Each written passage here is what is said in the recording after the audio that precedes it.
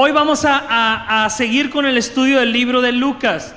Lo digo también porque hay veces que nos dicen: ay, ¿sabías que iba a venir fulanita persona y predicaron de esto? No escogemos el tema. Vamos avanzando sección por sección.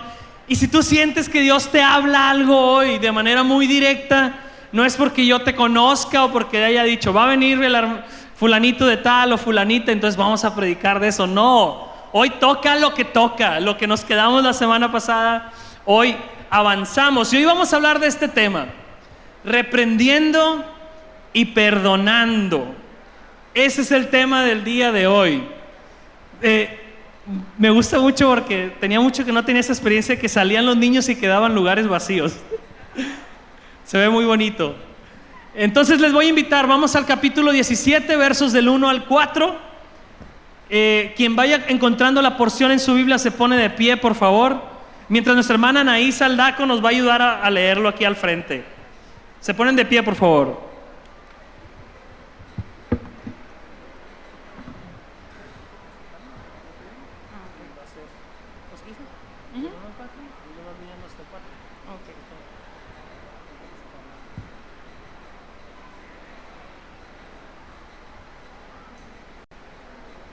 Hermanos, Dios les bendiga. Les vamos a leer Lucas 17, del 1 al 4. Cierto día Jesús dijo a sus discípulos: siempre habrá tentaciones para pecar, pero ¿qué aflicción le espera a la persona que provoca la tentación? Sería mejor que se arrojara al mar con una piedra de molino alrededor del cuello que hacer que uno de sus pequeños caiga en pecado. Así que, cuídense. Si un creyente peca, repréndelo. Luego, si hay arrepentimiento, perdónalo. Aun si la persona te agravia 7 veces al día y cada vez regresa y te pide perdón, debes perdonarla. Gracias. Así como estamos, hacemos una oración. Señor, te alabamos, bendecimos tu nombre y ahora queremos escuchar tu voz, Señor. Nosotros cada semana, cada día escuchamos miles de voces que nos dicen: deberías de vivir para esto, deberías obtener tal cosa, deberías de decirle no a estas cosas, deberías de decirle sí a estas cosas. Pero esta mañana necesitamos escuchar tu voz, necesitamos ver tu luz, necesitamos que tú nos guíes, que tú nos muevas, Señor. Y tu palabra dice que tu palabra no vuelve vacía, que cielo y tierra pasarán, pero tu palabra no pasará. Y te pedimos, Señor, que mientras escudriñamos tu escritura el día de hoy, tú nos hables, tú nos muevas, tú nos transformes, tú nos limpies, tú nos perdones, tú nos guíes, tú nos empoderes, Señor, a través de tu Espíritu Santo. Señor, haz todo eso y más esta mañana, en el precioso nombre de Jesucristo. Amén. Amén. Pueden tomar sus lugares. Vamos a avanzar con la prédica. También le doy gracias a Dios por este clima. Después de haber pasado julio y agosto y terminar ensopado, ay, hasta frío siento, hermanos. Ustedes no. No, tampoco estoy para tanto, pero yo aquí arriba sí. Le doy gracias a Dios por eso. Bueno, yo voy a poner los versos en pantalla y vamos a ir escudriñándolos.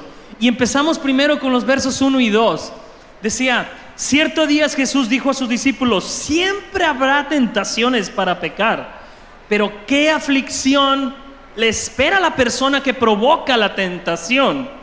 Sería mejor que se arrojara al mar con una piedra de molino alrededor del cuello que hacer que uno de estos pequeños caiga en pecado.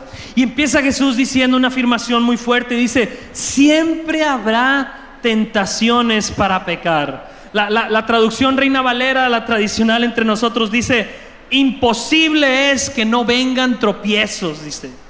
Siempre habrá tentaciones para pecar, siempre habrá tropiezos en esta vida. Y mira, en la perspectiva bíblica, la realidad del ser humano es tal que no puede esperar vivir una vida sin pecar, sin tropezar. Es irrealista pensar que no vas a tropezar, pensar que no vas a tener tentaciones y que en ocasiones no vas a caer. Es de humanos errar. Todos cometemos errores, dicen por ahí, ¿no? O decimos por ahí con cierta resignación o con agrado. Pero ¿a quién le agradaría que un ladrón que se metió a robar a tu casa Cuando lo confronte la ley, responda para excusarse. Todos cometemos errores. ¿A quién le agradaría que dijera eso el ladrón? Pero es verdad. Todos cometemos errores. Y eso no es una buena noticia. Es una tragedia para la humanidad. Porque esos errores que cometemos causan dolor, causan muerte en muchos sentidos, causan llanto, causan injusticias. No es solamente todos cometemos errores. No, es una tragedia para la humanidad esa realidad. Y mira, la Biblia enseña desde sus primeras páginas que el ser humano vive de esta manera porque decidió apartarse de su Creador. Esa es la razón. Ahí fue donde el pecado entró a la humanidad y la inclinación a pecar también se ha traspasado generación tras generación. Es algo impreso en nuestra naturaleza humana. Es imposible de erradicar de nuestra existencia terrenal la inclinación a pecar que tenemos. Pero Dios, la buena noticia, pero Dios no se quedó con los brazos cruzados. Al ver nuestra situación, Jesús, Dios el Hijo, vino a lidiar con la culpa de nuestros pecados. Cuando viene el ladrón delante del juez porque robó, Jesús interviene en la escena, pero no viene para decirle al juez: es de humano errar, perdónalo. No viene para eso. Él interviene para decirle al juez: la condena de este ladrón yo la voy a pagar, cueste lo que cueste. La condena yo la voy a pagar. Eso es lo que Jesús hizo en la cruz por todos aquellos que deciden poner su confianza en Él. Él paga la condena de nuestros pecados. Pero no solo es eso lo que hizo Jesús. Jesús no se quedó en la tumba después de haber sido crucificado. La Biblia enseña que al tercer día resucitó. Y también enseña que quienes ponen su confianza en Él resucitarán también a una nueva vida junto con Él. Una nueva vida con una nueva naturaleza. Una naturaleza que ahora desea no pecar. Todos nacemos con el deseo de pecar, todos. Pero quienes están en Cristo reciben una nueva naturaleza que les permite desear profundamente no pecar. Es un deseo profundo, va más allá de una simple sensación de no, es un deseo que penetra tu alma, que tu deseo más grande es honrarlo a Él. Eso no viene de ti, eso solamente lo tienen quienes han nacido de nuevo en Jesucristo. Un deseo profundo por no pecar. No nos caracteriza no desear pecar, no. Sigues deseando pecar, sigo deseando pecar como cualquier ser humano. Lo que nos caracteriza es que hay un deseo profundo que no viene de nosotros para honrar a nuestro Creador, para honrar a nuestro Salvador. Eso es nacer de nuevo. Y así el cristiano transita por la vida, luchando entre su deseo de pecar contra su deseo de no pecar. Somos como pececitos que todos los días ven por ahí carnadas de colores bien llamativas, que dan ganas de pegarle un mordisco. Así son nuestros días. Hay carnadas de colores, de distintos colores y sabores, y tú te dan ganas de pegar mordiscos todos los días. La lucha no es tanto con lo que está fuera de nosotros, sino con lo que está dentro, con ese deseo que está dentro. El mundo entonces está lleno de tentaciones para quienes no tienen a Cristo y no pueden evitar su deseo de pecar.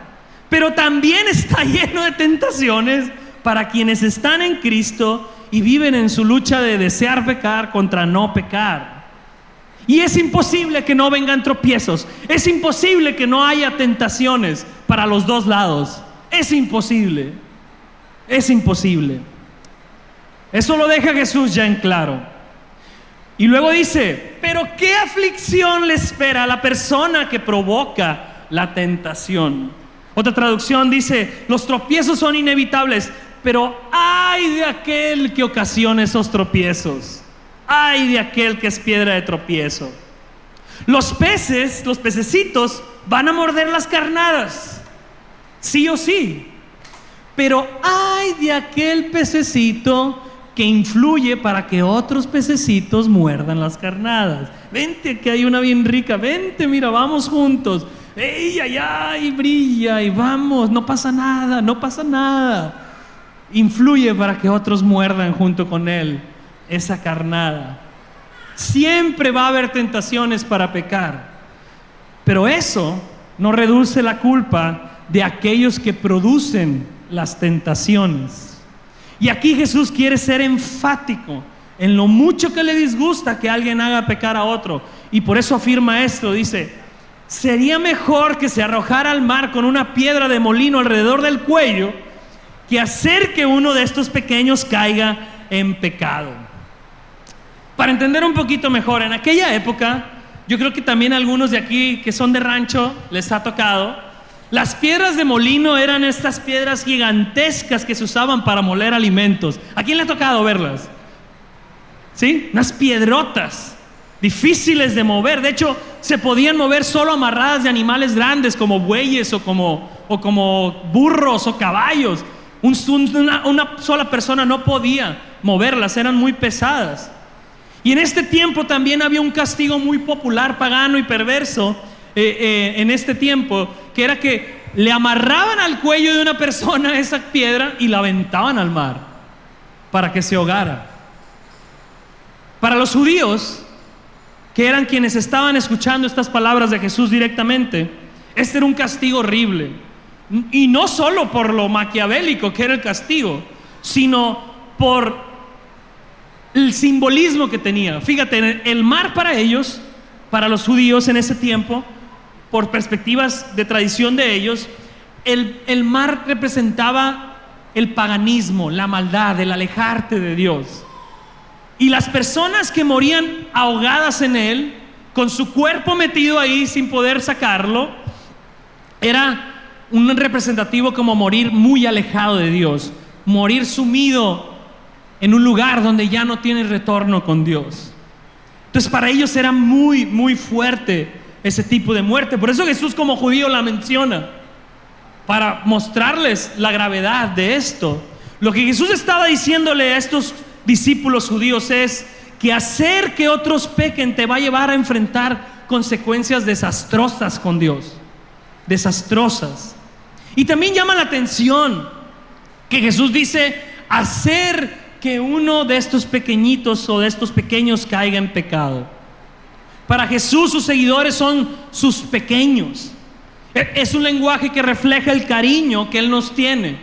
Somos sus hijos y somos cuidados por Él con ternura. Como los niños pequeños son cuidados por un padre que los ama, especialmente cuando son pequeñitos, como el Tony ahí, que vean, ya soltó al niño, ya no sé, mentiras, otro papá responsable mejor, como el Josué, que ya está, estoy bromeando, como el Josué, que ahí tienes al hijo chiquito y lo quieres agarrar. Es un pequeñito que es muy dependiente y tú lo cuidas, lo proteges. Así nos habla la Biblia, que es el amor que Dios nos tiene, el amor que Jesús nos tiene. Por eso es que Jesús se enfurece cuando alguien le hace daño a uno de sus pequeños, o cuando nosotros hacemos daño a uno de sus pequeños. Cuando nos hacen daño, pero también cuando hacemos daño. La pregunta de aplicación esta mañana para todos es: ¿cómo podemos hacer que otros caigan en pecado? ¿Cómo podemos ser este tipo de personas de las que Jesús nos está diciendo no seas así? Yo creo que podemos ser personas que hacemos que los demás caigan en pecado, incitando a otros a cometer una maldad con nosotros. Eso es obvio. Cuando tú incitas, cuando invitas a alguien a probar cierta droga, cuando invitas a alguien a cierto lugar, cuando lo invitas a ver ciertas cosas, a ciertos lugares, a hacer o abstenerse o hacer ciertas cosas, eso es lo obvio. Cuando propones algo muy inmoral para otra persona, puede ser ocasión de caer.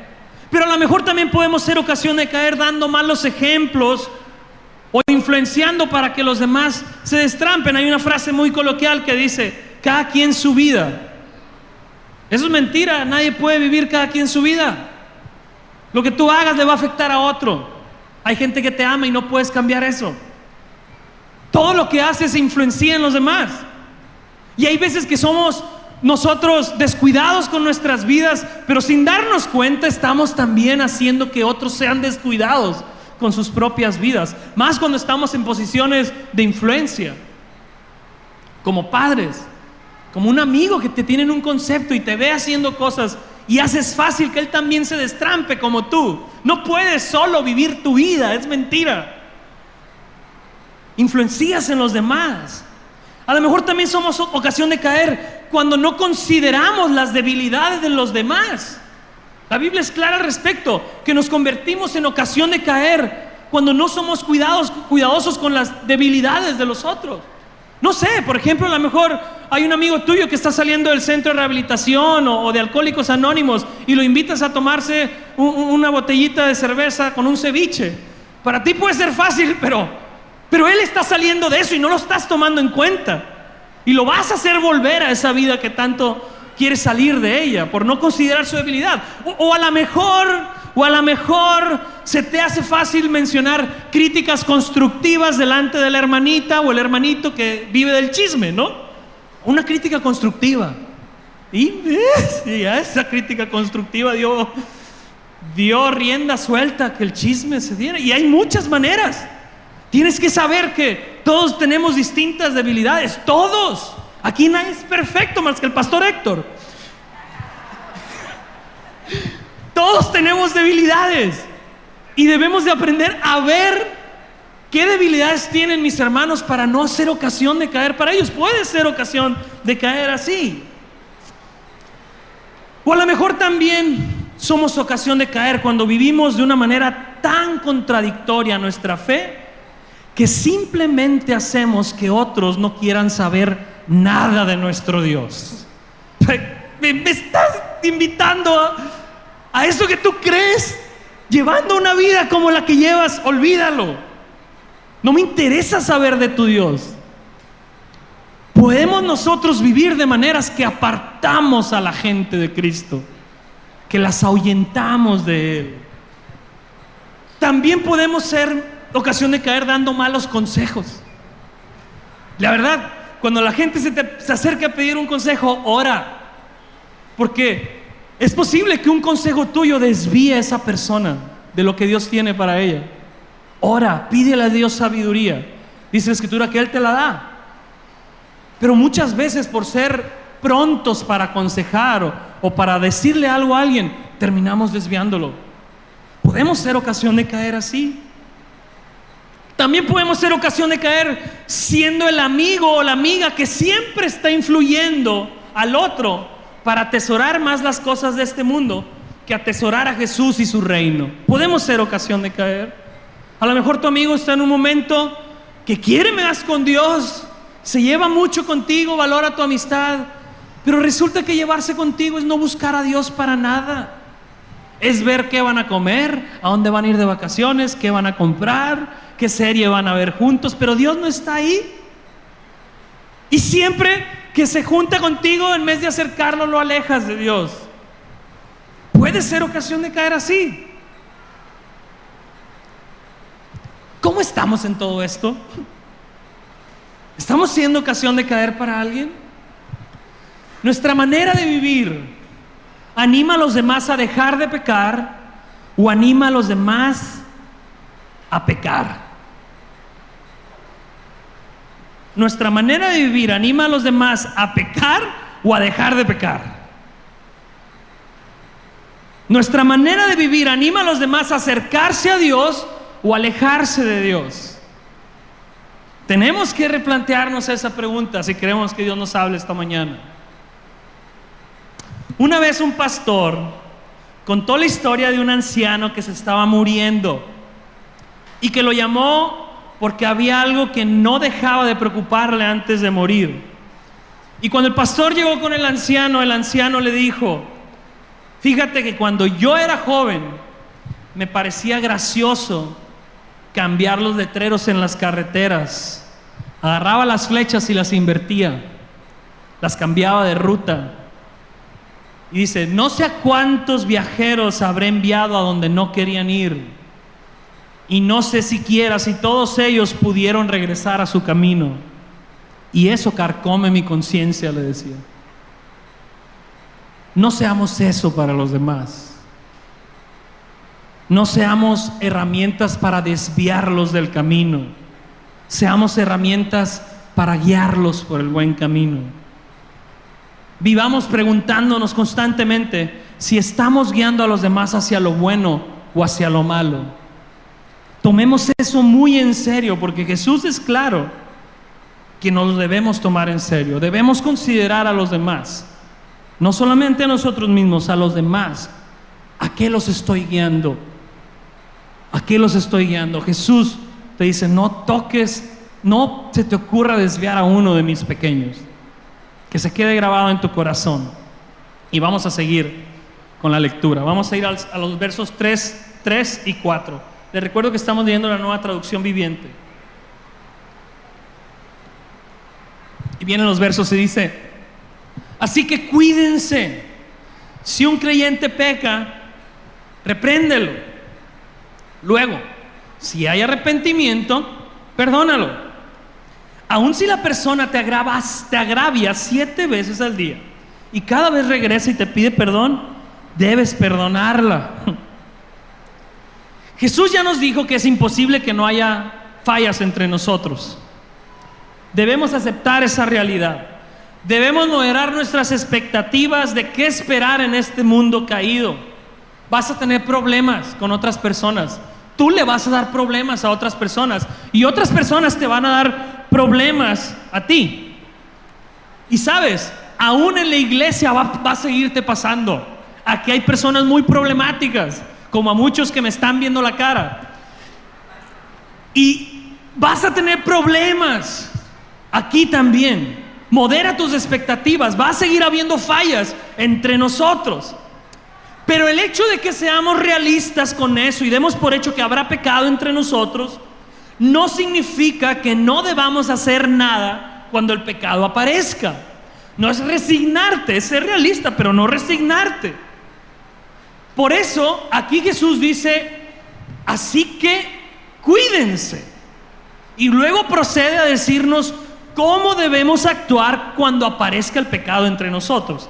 Y en eso vamos a meditar. Y lo primero que dice es, si un creyente peca, repréndelo. Repréndelo. Debemos cultivar el hábito de reprendernos unos a otros. Hay alguien aquí o hay muchos aquí que somos buenísimos para eso, ¿no? Hay otros que no tanto. Pero reprender es amonestar o llamar la atención a alguien que está cometiendo una falta. La Biblia repite muchas veces este mandato a los creyentes. Es un sinónimo de exhortar también.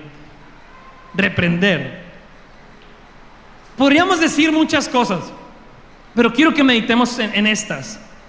¿Por qué es tan importante que nos reprendamos unos a otros? ¿Qué pasa si no nos reprendemos unos a otros? ¿Qué pasa si no obedecemos este mandato bíblico? Voy a hablar de solo 3 consecuencias que son muy duras, o 4, cuando no cultivamos el hábito de reprendernos unos a otros. 1, si no nos reprendemos o exhortamos cuando hacemos las cosas mal, el pecado simplemente va a correr libremente entre nosotros.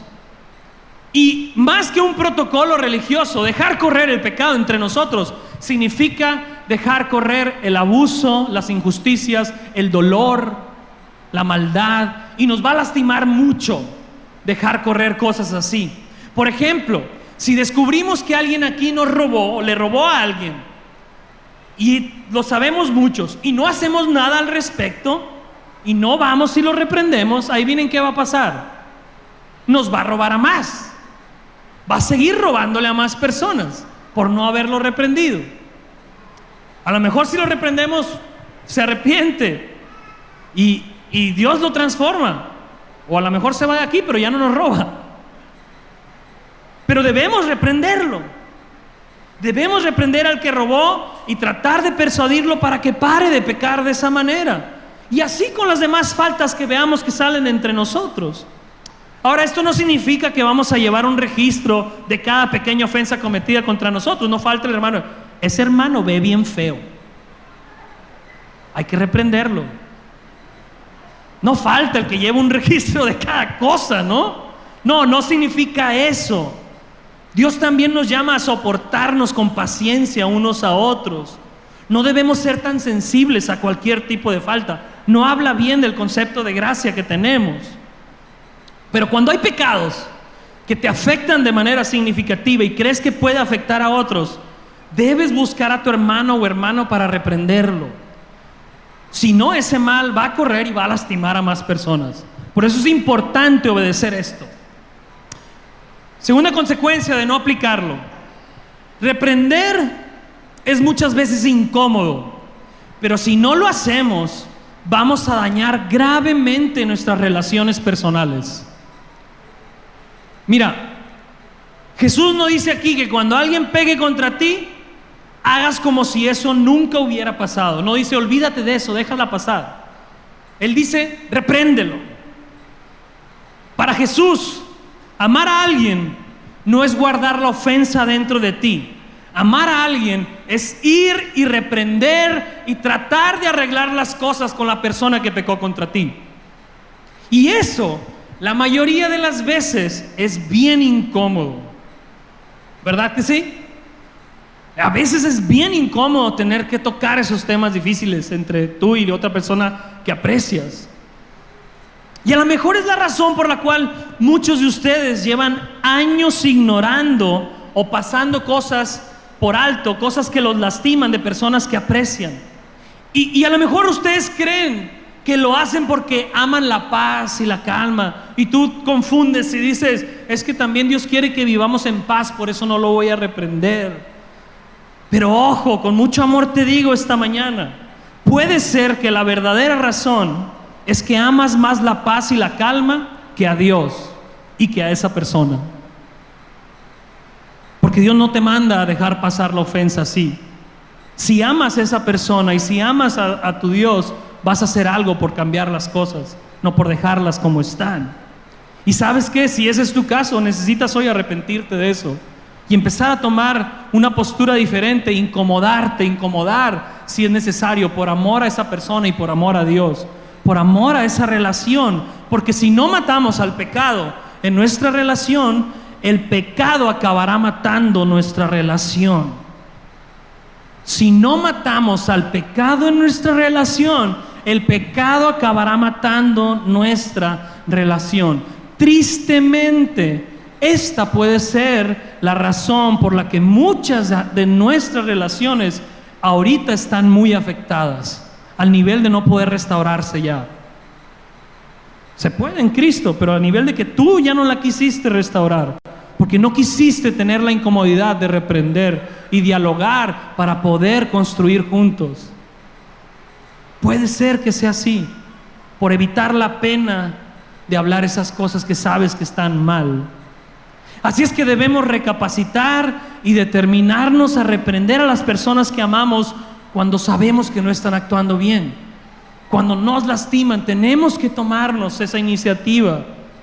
Y sí, debemos hacerlo con amabilidad, con amor. De hecho, debemos orar a Dios antes de hacerlo para que nos ayude, para no echarle más fuego al fuego, sino ir como un bombero para apagar la llama, no para encenderla más. Pero debemos ir y reprender en amor, en paciencia, en amabilidad. Pero debemos hacerlo. No debemos quedarnos con los brazos cruzados. Tenemos que obedecer en esto a Jesús. Otra consecuencia que yo creo que pasa mucho en otras iglesias, ¿no? Aquí no vayan a creer mal. Pero si vivimos evitando la pena de reprender a nuestro hermano cuando sea necesario, si no hacemos eso, entonces vamos a vivir chismeando de nuestro hermano. El chisme va a ser cosa de todos los días. Porque cuando te sientes lastimado por alguien, tú vas a sacar ese dolor por algún lado. Por algún lado vas a sacar esa frustración y ese dolor. Y Jesús nos dice que la mejor manera de hacerlo es frente a la persona que te está causando ese dolor, no a sus espaldas, frente a ella. Hablar de alguien a sus espaldas, de cosas que no estamos dispuestos a decirle de frente, no es la conducta de un seguidor de Cristo. No es. Gálatas 5:5 dice: si están siempre mordiéndose y devorándose unos a otros, tengan cuidado, corren peligro de destruirse unos a otros. Se hace bien fuerte, ¿no? Si están mordiéndose y devorándose unos a otros, eso es el chisme. Devorarnos unos a otros a las espaldas. No hablemos con otros del pecado de quienes nos ofenden. Hablemosle a quienes nos ofenden de su pecado. Manténlo presente. No, la otra persona que no te ofendió no necesita saber que tuviste un ofensor. Ve primero con él. Y ve primero no nada más achacarle las cosas, sino tratar de arreglarte. Como ya dije, en amor, con la finalidad de reconciliarte, no con la finalidad de pelear o hacerte víctima. A lo mejor también con la finalidad de preguntar y no tener un prejuicio. Yo veo las cosas a ti, ¿cómo las ves tú? Pero no te quedes ahí. Ve y trata de tratar tu problema con esa persona. Si no construimos el hábito de reprendernos unos a otros, vamos a construir el hábito de chismear unos de otros. Manténlo presente. Manténlo presente. Entonces, va a haber faltas entre nosotros, eso es 100% seguro. ¿Qué vamos a hacer cuando aparezcan? ¿Vamos a permitir que las cosas grotescas sucedan entre nosotros sin pararlas? ¿Vamos a callarnos pensando que eso va a solucionar las cosas y Dios se va a honrar en eso? ¿Vamos a optar por chismear unos de otros? ¿O vamos a reprendernos con amor y paciencia como nos enseña Jesús? ¿Qué vamos a hacer? Tenemos que optar por la última. Tenemos que optar por la última si vamos a ser el pueblo de Dios que vive a la manera de Dios. Ahora, está intenso, ¿verdad? ¿O ustedes no viven estas cosas? Yo creo que sí. Y son cosas que, estoy hablando en el contexto de iglesia, pero suceden en todos lados. En tu trabajo, en tu casa, en tu familia, en la cuadra, en los vecinos, suceden en todos lados. Y Jesús sigue abonando al tema y nos especifica qué hacer después de que reprendamos a nuestros ofensores en amor. Y dice: si hay arrepentimiento, perdónalo. Perdónalo. No solo debemos estar dispuestos a reprender, debemos estar dispuestos a perdonar. A perdonar. Y alguien por ahí podría decir: oye, pero ¿qué pasa si una persona viene a pedir perdón una y otra vez por lo mismo? Y sí, dice que se arrepiente, pero se arrepiente a ratos, luego viene y me hace lo mismo. ¿Qué pasa en esos casos? Jesús, pues es más duro que yo y dice: aun si la persona te agrava 7 veces al día y cada vez regresa y te pide perdón, debes perdonarla. Dios les bendiga, hermano. Está fuerte, ¿no? Para Dios, nosotros debemos tener el estómago de aguantar que alguien venga 7 veces a lastimarte en un día y las 7 veces accedas a perdonarlo, aunque lo esté repitiendo. Ay, diría alguien, pero te lo estás tomando literal ese número 7. ¿No veías en Apocalipsis que los números? Y ahora estás siendo literal, Jaime. Y miren, el número 7 en la Biblia es el número de la perfección, es el número de Dios. Y lo que Jesús quiere expresarnos aquí es que el espíritu del amor perdonador no debe ser con fronteras o con limitaciones, debe ser perfecto. Por eso en Mateo 18:21, cuando Pedro se le acerca a Jesús para preguntarle cuántas veces debe perdonar a su hermano que lo ofende, Jesús le responde y le dice, ¿recuerdas qué le dice? ¿Hasta cuántas veces? No les entiendo nada, pero hasta 70 veces 7. Por su cubrebocas. Hasta 70 veces 7 les dice. 7 veces al día o 70 veces 7 quiere decir que no debe haber un límite para perdonar. Se debe perdonar sin llevar la cuenta. Jesús entonces nos manda a reprender a quienes nos ofenden, y si estos se arrepienten, debemos perdonarlos y repetir el proceso una y otra vez, cuantas veces sea necesario. Es como el doctor. Imagínate que tu doctor te diga: hey, te voy a atender 5 veces nada más, a la 6ª yo ya no te atiendo. ¿Te imaginas que hiciera eso el doctor? Si él quiere ser un buen doctor, tiene que atender a su paciente cuantas veces se enferme y ayudarle a sanar y a recuperarse. Eso estamos llamados nosotros a hacer con los demás. Mientras ellos den muestra de su enfermedad y vengan a nosotros en arrepentimiento, debemos responder amorosamente con perdón. Ese es el tratamiento prescrito por el doctor Jesús, con el cual Él sana a las personas. La realidad es que cuando vivimos en la tarea de reprender a los que nos ofenden, nos veremos en la necesidad de estar perdonando una misma falta una y otra vez. ¿Han vivido eso? Matrimonios, ¿han vivido eso? Que tienes que estar pasando o tienes que estar perdonando la misma falta una y otra vez. Es una realidad, pero ¿sabes qué también es una realidad? Que también vas a tener necesidad de que te estén perdonando a ti la misma falta una y otra vez. Hasta 70 veces 7. Todos necesitamos ser pacientes con otros y que sean pacientes con nosotros. Y contemplemos también que Jesús nos ordena hacerlo hasta 7 veces al día, de ser necesario, porque muy pocas veces alguien cambia de la noche a la mañana la bola de mañas que trae. Muy rara vez sucede eso. Y si sucede, no sucede en la totalidad de su persona. A lo mejor en un día Dios te quitó lo alcohólico, pero no te quitó lo iracundo. Y eso va a ser un proceso.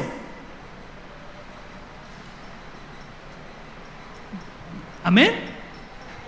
Así es. Entonces, la mayoría de las veces el cambio que Dios produce en nosotros es más un proceso que un solo evento. Por eso Él dice: sigue perdonando sin límite. Para colaborar en el proceso de sanidad y cambio que Dios usa con las personas, tenemos que ser pacientes y perdonadores unos con otros. No hay de otra.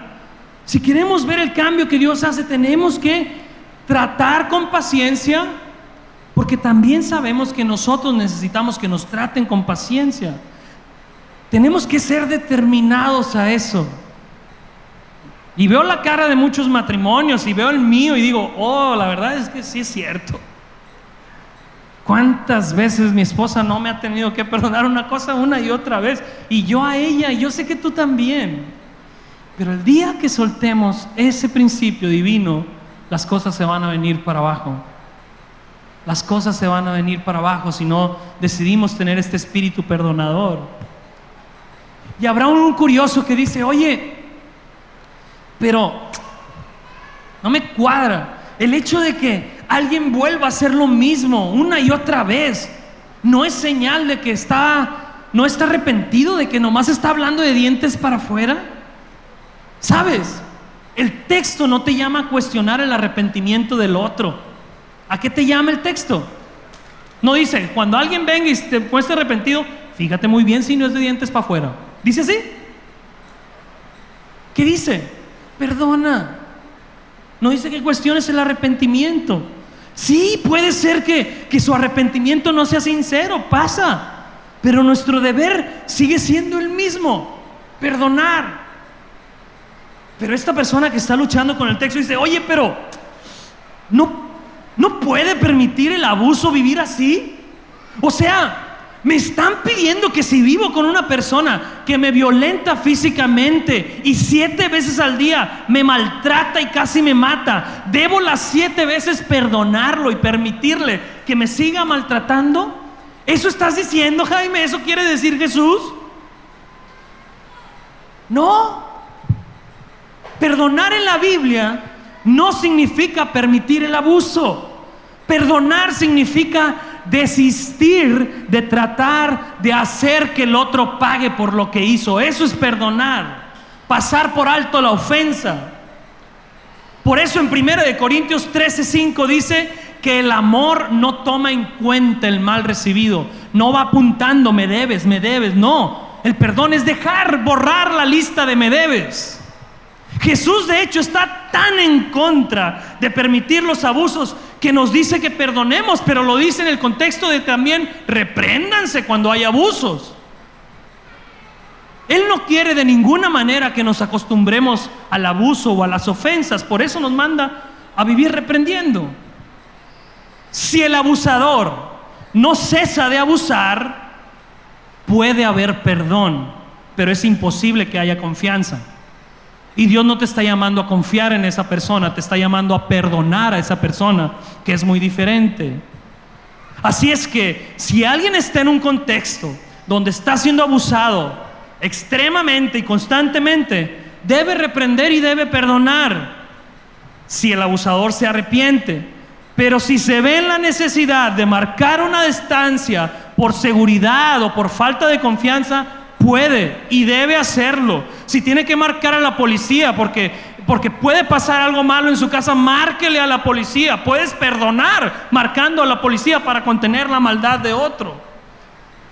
Pero debe hacer todo eso con un espíritu perdonador y bondadoso, orando por bendición del otro, no por maldición, procurando su bien, no su mal, anhelando y buscando maneras de ayudar a que esa persona cambie, no hundirla más, no guardando rencor contra ella, determinarte de devolverle lo bueno cuando te hace lo malo, pero no significa que debas seguir tolerando algo tan horrible como lo es la violencia física. Pero la verdad, les voy a ser sinceros, quería hablar esto, pero la verdad, creo que lo más probable es que el 90% de las personas que estamos aquí no estamos en esas circunstancias. Espero en Dios. Puede que las haya, pero creo que la mayoría no estamos ahí, donde tenemos que marcar una distancia de nuestros ofensores por seguridad. Así es que no me gustaría que alguien tomara esta cláusula que hice solo para justificar una acción radical, poco amorosa o poco paciente con quien lo ofende de manera no tan grave, cuando tienes una dinámica que se puede resolver. Porque la ofensa no está esa, la puedes sentir muy grave, la puedes sentir muy incómoda, pero a lo mejor lo que estás pensando de deshacer tu vida y abrirte de tu casa y marcar una distancia, a lo mejor es extremo. Creo que lo mejor que puedo decirte es que busques a personas de madurez para que platiques de este tema, pero no seas tan ligero de tomar decisiones tan extremas. Mejor abre tu tema. Pero el curioso podría seguir bien inquieto y dice, oye, ese curioso, ¿no? Diría, pero yo veo que aquí Jesús dice que perdonemos solo si la otra persona regresa y me pide perdón. Solo en eso. Así es que, como Pilato, me lavo las manos, no me pide perdón, pues no lo perdono, se acabó. Hasta que venga y te me arrodilles. Como las miles de canciones que hay ahorita, ¿no? Lo primero que me gustaría que notaran es que el texto no dice que perdonemos solo si se nos pide perdón.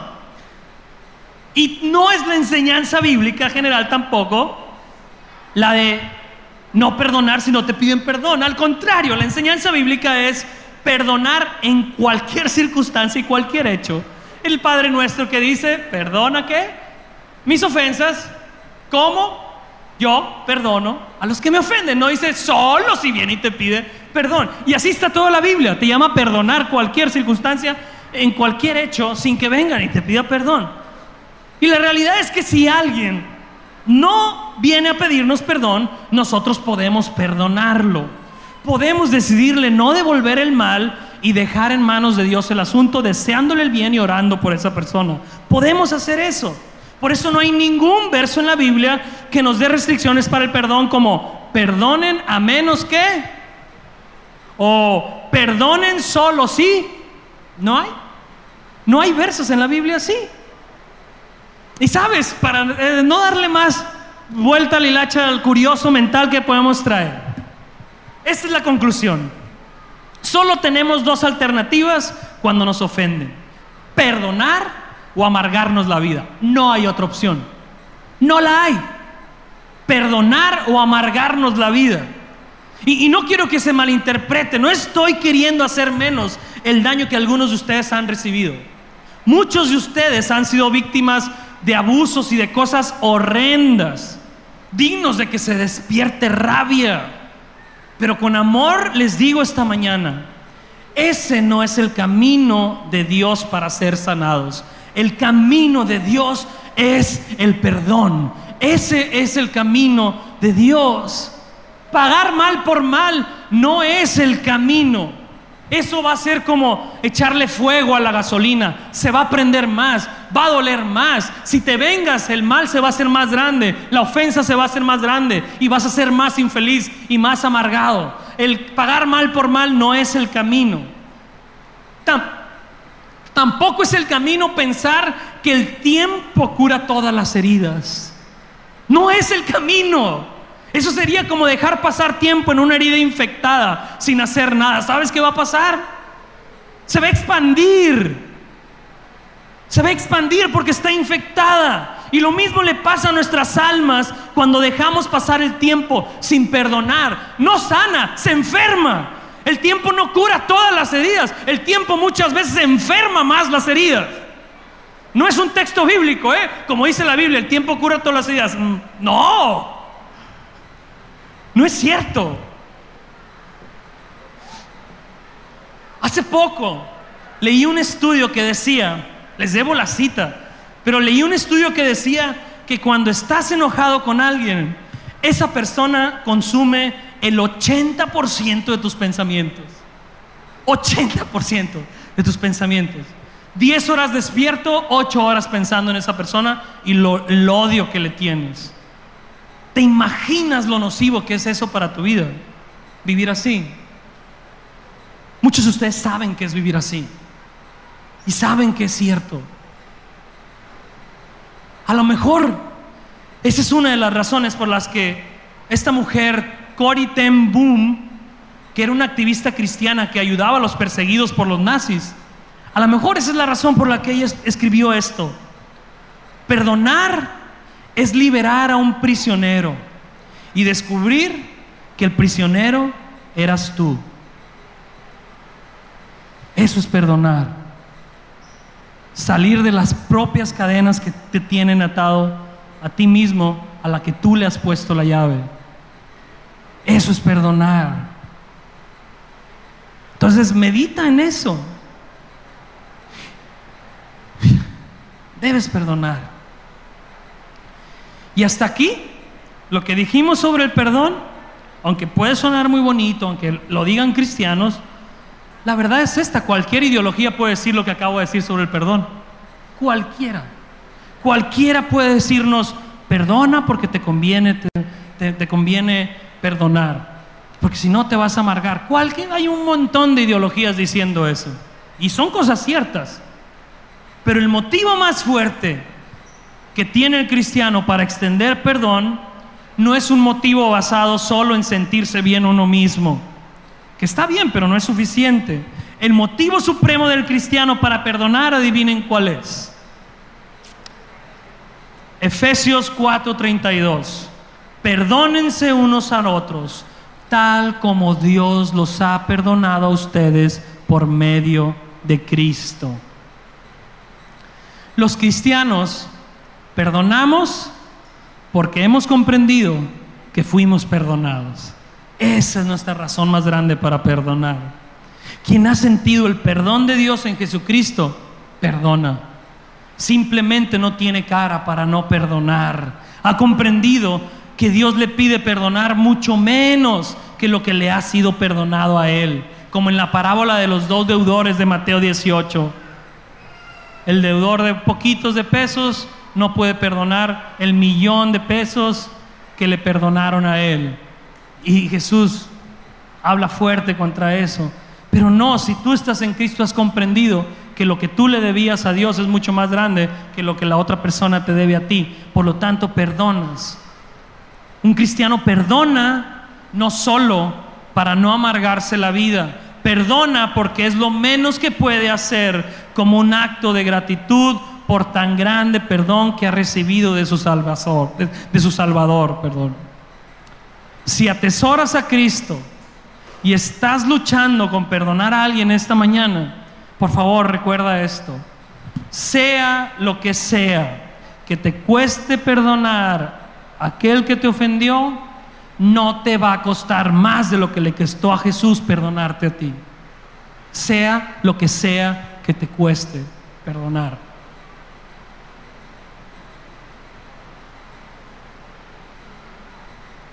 La deuda que tienes con Dios es mucho más grande que la deuda que tienen hacia ti. Y si a ti se te perdonó, perdona.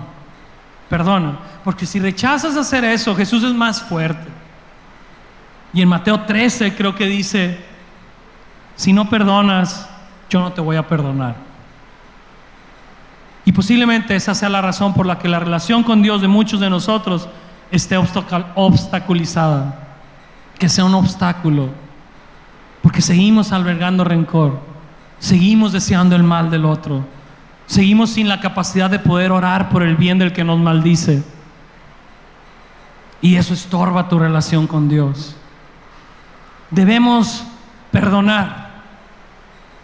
Tremendas palabras que Jesús quiere dejar tatuadas en nuestra mente y en nuestro corazón hoy. Debes perdonar, debes perdonar. Y sabes, voy a tratar de darte ánimo, una palabra de balance, porque C.S. Lewis, este escritor cristiano, decía: todo el mundo dice que es una idea hermosa perdonar, dice. Es bien bonito hablar del perdón, dice. Todo el mundo dice que perdonar es una idea hermosa hasta que tienen algo que perdonar. Es cierto. Es bien fácil decir perdona cuando tú no tienes algo tan grave que perdonar. Lo bueno es que lo está diciendo Jesús, ¿no? Que perdonó los pecados enteros de la humanidad. Imagínate, lo está diciendo Jesús, que tenía que perdonar a alguien que violó a sus pequeñitos, a alguien que maltrató, que asesinó, que deshizo su creación, que cometió tantas injusticias acumulado. Él tiene más autoridad que tú y que yo. Él sabe lo que se siente perdonar injusticias. Él sabe. Pero a veces que nosotros no tenemos esa dimensión y se siente horrible perdonar. Alguien dijo que también perdonar se siente como pasar otra vez por los clavos y la cruz y ser crucificado. ¿Y sabes qué? A veces es cierto. Es liberador, pero es costoso. Es costoso. Quiero decirte que el perdón a veces también puede lucir como un proceso, no como un evento. A veces puede parecer como un proceso. Creo que Jesús, cuando nos dice que perdonemos hasta 7 veces al día, también se refiere a eso. ¿Por qué? Porque ves que tú puedes salir de aquí ahorita animado, y si ponemos cancioncitas vas a llorar y demás. Si ponemos música vas a ser sensible al momento, porque Dios está hablando a tu corazón. Y está bien, podríamos hacer eso, pero a lo mejor en la mitad del día de mañana, ahí viene otra vez ese sentimiento. Y ahí viene, ¿qué tienes que hacer cuando llegue? Perdonar otra vez. Entonces a veces puede ser un proceso. Puedes tener una determinación esta mañana, pero eso no significa que mañana no va a llegar la sensación de resentimiento otra vez. Y tienes que volver a decidir perdonar otra vez. Y luego al día de pasado viene otra vez. ¿Y sabes qué tienes que hacer? Perdonar otra vez. Y alguien podría decirte: es que tú no has perdonado porque sigues resentido. No, espérate. No quiere decir que no he perdonado, quiere decir que estoy en esa lucha, pero yo ya me determiné a perdonar. Pero a lo mejor ahorita estoy bajo y necesito perdonar otra vez. ¿Les ha pasado? ¿Les está pasando? ¿Les está pasando? Perdonar también es un proceso. Jesús lo sabe y por eso te dice: hasta 7 veces al día es necesario. 7 veces viene esa vocecita a querer avivar el resentimiento. 7 veces perdona. 7 veces determínate. Date la contra. Perdona. Recuerda lo que Jesús hizo por ti y perdona. Perdona. La pregunta es: ¿cómo puedes avanzar en tu proceso de perdón? hoy? ¿Qué pasos puedes empezar a dar hoy en tu proceso de perdonar esa ofensa que tanto te duele? Estoy seguro que mientras estuvimos hablando, el Espíritu Santo puso caras y nombres en tu mente. Estoy seguro de eso. Si oíste hoy su voz, no endurezcas tu corazón. No endurezcas tu corazón. Nos vamos entonces con estas 3 tareas para aplicarlas de por vida. Vivir de manera que animemos a los demás a dejar de pecar, no a pecar. Número 2, cultivar el hábito de reprendernos unos a otros cuando veamos faltas, pero hacerlo con un espíritu paciente, amable y sobre todo perdonador. Si tú quieres ir a reprender a alguien sin la intención de perdonar, mejor no vayas. Tienes que ir solo cuando estés dispuesto a decir: voy a ir a reprender porque también voy a ir dispuesto a perdonar. Eso nos enseñó el balance, el texto de hoy. Y número 3, vive en toda circunstancia con disposición a perdonar. Vive en toda circunstancia con disposición a perdonar. Imagínate que aplicáramos esto en nuestras familias. Imagínate que aplicáramos esto en nuestros matrimonios. Imagínate que aplicáramos esto en nuestra iglesia. Imagínate que aplicáramos esto en nuestras amistades y relaciones en general. Imagínate cómo serían nuestras vidas. ¿Te imaginas? Pues déjame decirte que ese es el tipo de vida por la que Jesús murió y resucitó para que tuvieras. Eso es lo que puede hacer el Evangelio en tu vida. Vivir así, vivir así. Sé que lo vemos y nos quedamos cortos, pero sabes, aún hay gracia. Aún hay gracia. Podemos apuntar a eso. No por tu fuerza ni por la mía, ni por mi capacidad ni por la tuya, ni porque oíste un buen sermón, sino porque el Espíritu de Dios, por la obra de Jesucristo, mora en ti y Él te puede llevar a vivir así. Amén. Oremos entonces esta mañana pidiéndole a Dios que nos ayude. Señor, la vara es muy alta, es imposible para nosotros, Señor. Es imposible, Señor. Pero primero que nada, esta mañana queremos reconocer, Señor, que no damos el ancho, Señor. Pero tú dijiste que tú no vienes a lo enfermo, tú no vienes a lo sano, Señor, vienes a lo enfermo. Señor, muchos de nosotros nos declaramos enfermos esta mañana, enfermos de rencor, enfermos de ser pasivos para reprender cuando es necesario, enfermos de ser pacientes, Señor. Somos impacientes, somos ásperos, Señor, somos orgullosos muchas veces. Señor, no nos queremos quedar así. Te damos gracias porque nos amas tal como somos, Señor. Pero porque nos amas, nos quieres cambiar, Señor, hacer otra cosa, ser como tú. Haz tu obra en nosotros. Señor, te pido por mi hermano o mi hermana que esta mañana recibió la voz penetrante de tu palabra hasta su corazón, Señor, que tu Espíritu habló y toca áreas en su vida que le duelen, Señor. Ayúdale, Señor, ayúdale a vivir una vida de perdón, ayúdale a perdonar una y otra vez, ayúdale a verse necesitado de la gracia para que Él también extienda gracia a los demás. Ayúdale, Señor, para gloria de tu nombre, pero también para el gozo de su alma, para la alegría de su alma. Te lo pedimos en tu precioso nombre. Ayúdanos, Señor, ayúdanos, Señor, ayúdanos. Podremos hoy no haber terminado con un canto, Señor, alabándote, pero, Señor, queremos adorarte en espíritu y en verdad en lo que resta de nuestra vida, Señor. Y a lo mejor no te pedimos fuerza para el año que entra, pero te pedimos fuerza para mañana, fuerza para hoy, fuerza para la semana que entra. Que van a venir circunstancias donde tenemos que aplicar esto. Sé con nosotros y que no se borre esta palabra de nuestro corazón. En el precioso nombre de Jesucristo. Amén. Amén.